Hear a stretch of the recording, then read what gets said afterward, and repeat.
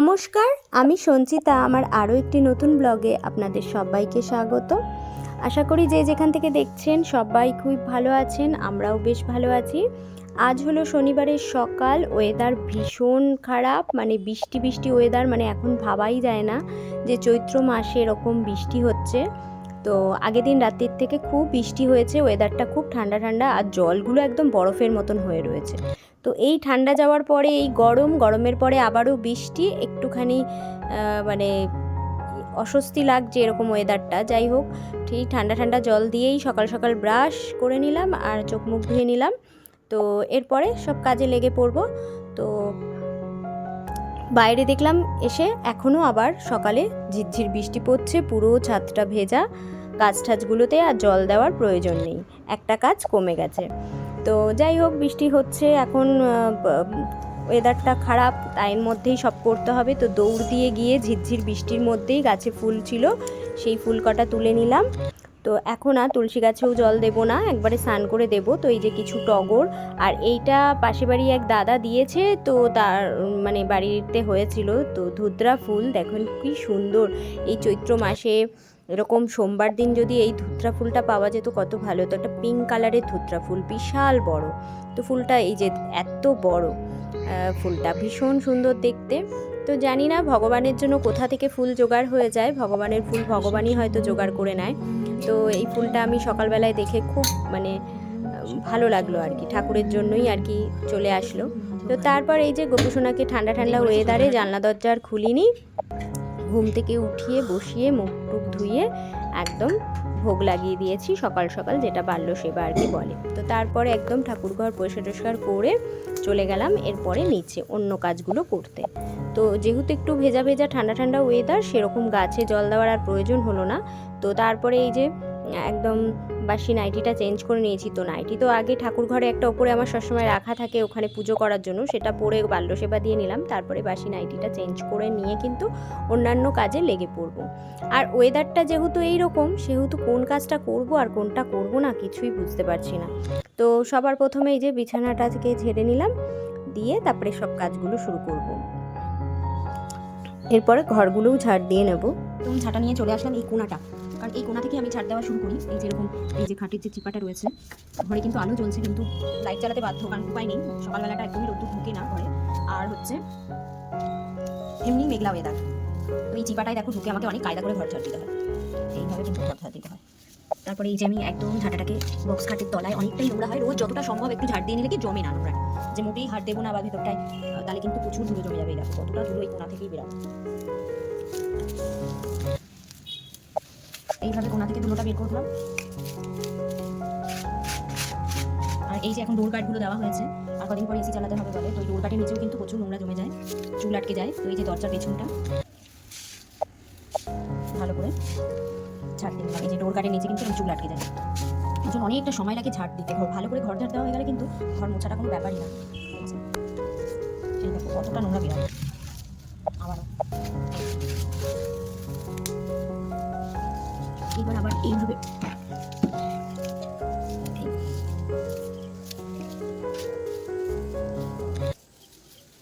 প্রতিদিনের নোংরাটা যদি প্রতিদিন আমরা না জমিয়ে এইভাবে যদি পরিষ্কার করে ঝাড় দিয়ে নেওয়া যায়, অনেকটাই ধুলো কম হয়। তারপরেও যদি আরেকবার বিকেলবেলা করে ঝাড় দেওয়া যায়, তাহলে তো নোংরা ঘর থেকে বেরোবেই, কিন্তু সত্যি কথা সেইটা আর হয় না, কারণ বিকেলবেলা অন্য কাজগুলো থাকে। তো ঘর ঝাড় দেওয়াটা প্রতিদিন বিকেলবেলা হয় না, ওই সন্ধে হওয়ার আগে একটা যদি ঘর ঝাড় দেওয়া যায় তাহলে ভালো। এবার প্রতিদিনই ওই একটু দুপুরে শোয়ার পরে সন্ধ্যা হয়ে যায়, ওই জন্য আর সন্ধ্যেই ঝাড় দিতে নেই, সেটাই জানি।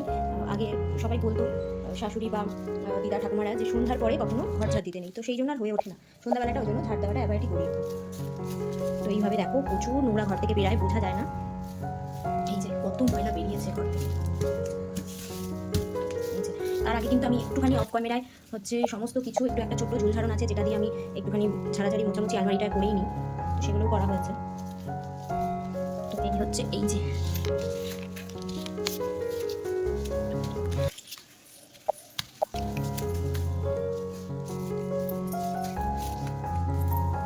এখানেও একটা ডোর কার্ড আছে,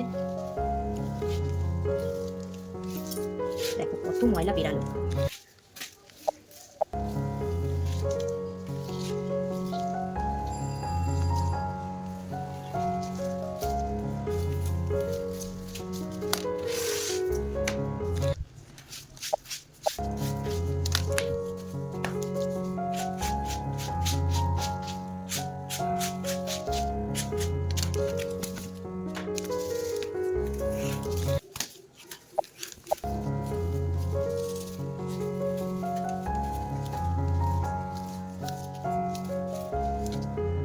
ময়লাটা ডাইনিংয়ে জড়ো করে আমি চলে আসি আবার ব্যালকনিটা ঝাড় দিতে, কারণ নাহলে ভুলে যাবো।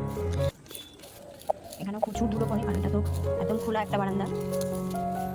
এইটার মধ্যে থেকে আমি কিছু নেওয়ার হলে বাজার টাজার, নিচে সবজির গাড়ি, তারপরে কিছু পার্সেল আসলে আমি দড়িটা টানিয়ে এই লাইনের ব্যাগটা রেডি করে রেখেছি। এটা খুব শক্তপোক্ত, ভারী কিছু দিলেও কিন্তু খুলে যাবে না, পড়ে যাবে না।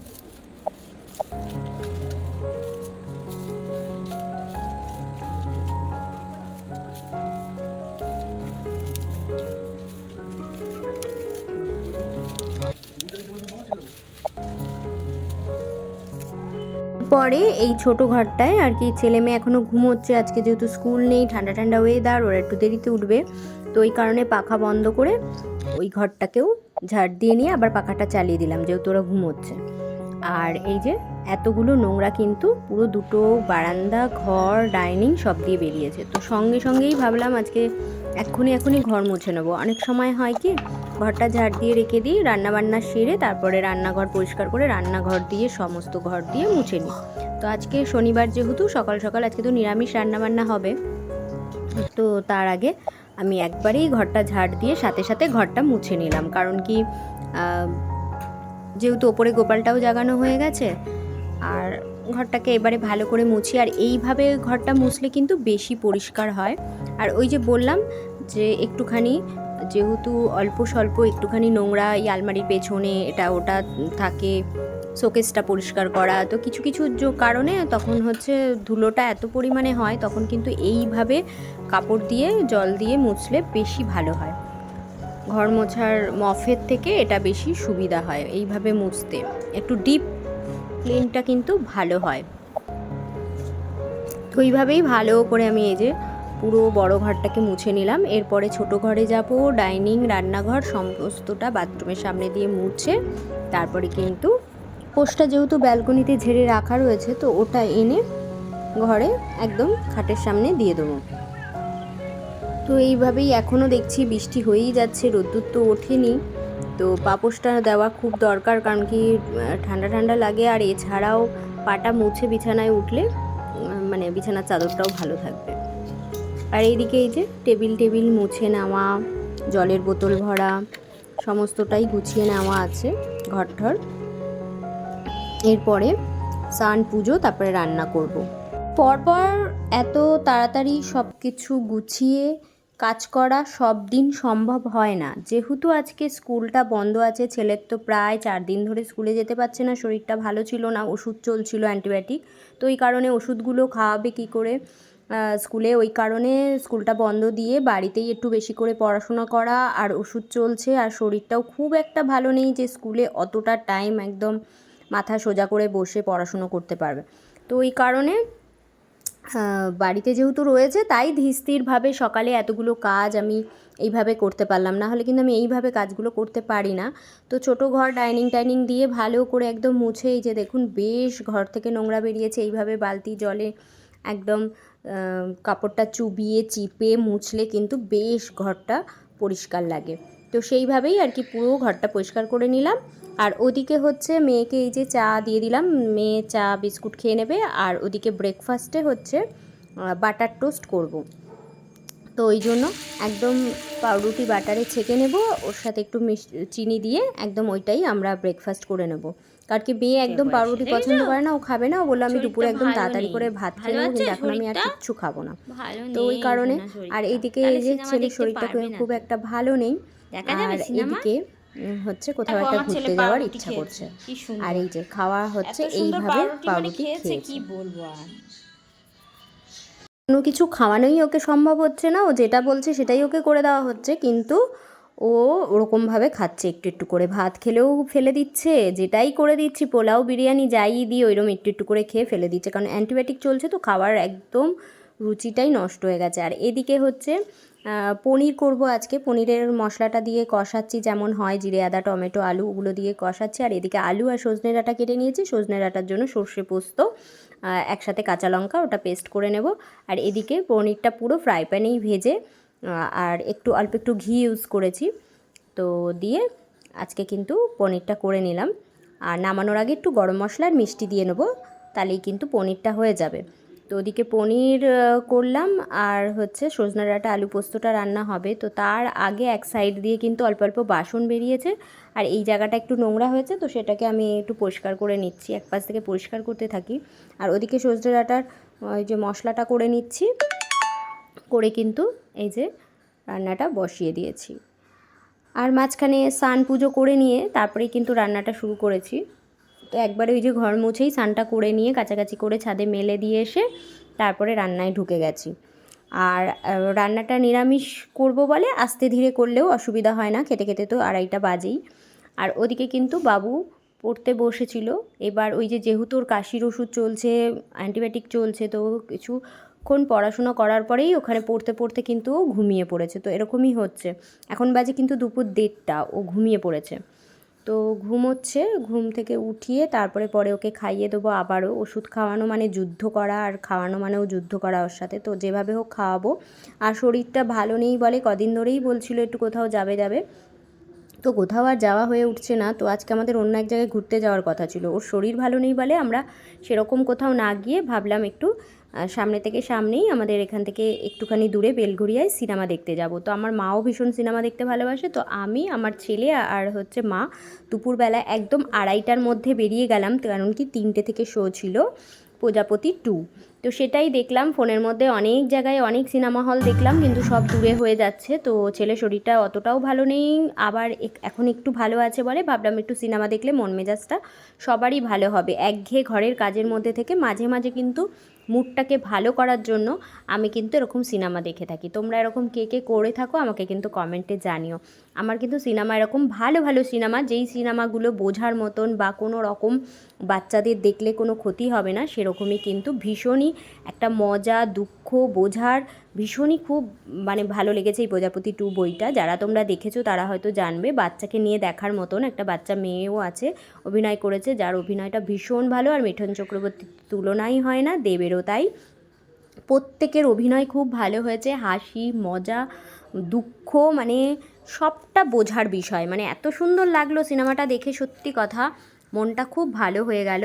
আর এরপরে আর একটা সিনেমাও হিন্দি এই সিনেমা হলেই চলছিল, তো সেইটা আমরা হচ্ছে 3টে থেকে শো 5:30 মতন ছিল, মানে 6টার মধ্যে আবার বাড়ি চলে আসবো, আবার 7টা থেকে বাবুর টিচার আসবে পড়াতে। তো ওরকমভাবেই ওই জন্য ঘরের কাছে এই সিনেমা হলেই গেলাম। আর এই সিনেমাটা আমরা দেখতে গেছিলাম হচ্ছে আমাদের ধারে কাছেই ছিল, তো ওই জন্য বেশিক্ষণ সময় নষ্টও হবে না। আবার অনেক দিন পর একটা সিনেমা ঘরে বসে একটু হলেও দেখলে হচ্ছে, টিভিতে হচ্ছে মানে আমাদের ভালো লাগে না বেশিক্ষণ বসে দেখতে। এই এখানে যাচ্ছি, টয়লেটে যাচ্ছি, এদিকে যাচ্ছি, এর সাথে কথা বলছি। তো সিনেমা হলে বসে দেখলে কি হয়, একদম নিরিবিলি চুপচাপ শান্তভাবে সিনেমাটাকে পুরোটা বোঝা, এনজয় করা কিন্তু যায়। তো এরকম মাঝে মাঝেই কিন্তু আমি, আমার ছেলে, আমার মা, আমার মেয়ে, এরকম আমরা সবাই সিনেমা দেখতে চলে যাই। আর আমার বর একদম সিনেমা দেখতে পছন্দ করে না, কারণ কি তার নাকি 3 ঘন্টা বোর লাগে, কিন্তু আমার কাছে না, যাদের ভালো লাগে তো তাদের অবশ্যই সিনেমা দেখতে ভালো লাগে। তো দেখলাম বেশ ভিড় হয়েছিল, সবাই এনজয় করছিল, বইটা ভীষণ ভালো। তো এখানে তো কোনো রকম সাউন্ড দেওয়া যাবে না, তোমরা পারলে দেখে এসো।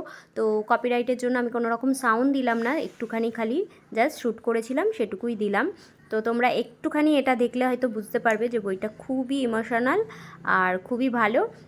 তো এইভাবেই আজকের পুরো স্যাটারডেটা কাটালাম, কারণ সানডের ভরসায় আর থাকলাম না। এমনি ওয়েদারটা ভীষণ বাজে, তো সিনেমা হলে বসে থাকলে অতটা সমস্যা হবে না, বাইরে বৃষ্টির মধ্যে কোথাও আর আজকে ঘুরতে গেলাম না। নাহলে আমাদের অন্য এক জায়গায় আজকে ঘুরতে যাওয়ার কথা ছিল, তো সেটাকে ক্যান্সেল করে এইভাবে ছেলের মনটাকে আজকে ভালো করলাম। তারপরে ছিল সিনেমা হলের নিচেই এম বাজার, সেখান থেকে কিছু কেনাকাটি করলাম, কেনাকাটি করে তারপর ঝটপট করে বাড়ি ফিরে আসলাম, কারণ কি বাবুর এখন টিচার আসবে 7টা থেকে, তো ওই কারণে বাড়ি ফিরে আসলাম। তো আজকের ভিডিওটা এই পর্যন্তই, দেখা হচ্ছে নেক্সট ভিডিওতে।